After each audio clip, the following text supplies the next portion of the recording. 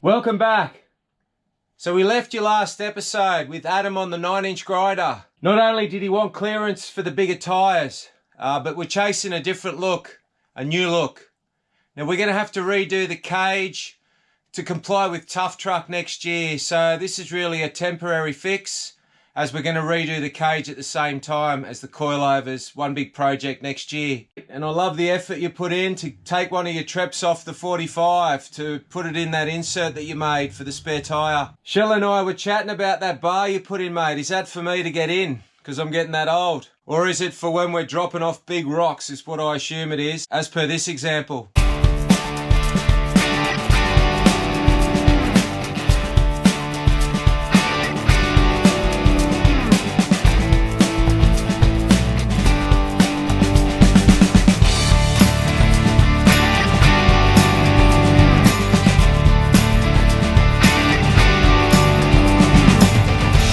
Had quite a few followers show concern on the tail shaft angle now that we're running the 80 rear and the Hilux transfer case.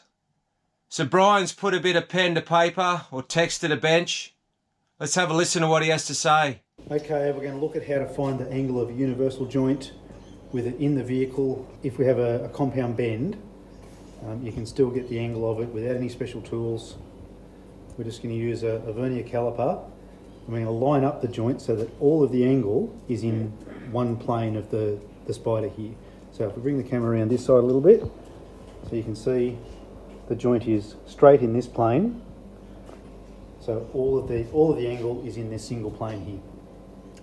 So with your offset rear but your centered output, you need to rotate the tail shaft until just visually all of that angle is in one yoke. Okay, and then all we need to do is make 3 little measurements. So first of all, we're going to measure the width of this flange here. It's a little bit difficult, but it should be about 82 millimeters. Then we just need the distance that each of those yokes is off the flange. And you want to measure that as close to the square flange as possible. So we've got 29 on that side. And off the flange to the yoke there, and about 10.5 on that side. So with those 3 numbers, we can just do a little bit of maths, which I'll scribble out and put a photo of, and then we can work out that tail shaft angle there. Okay, so welcome to the Bullet Math Lab. So we're going to actually use some mathematics to work out our angle from those measurements we've taken. So if we just draw a diagram of what we've measured off the universal joint there, we had 10.5 on the short side, 29 millimeters on the long side there, and 82 across the flange. So that's our tail shaft angle in there.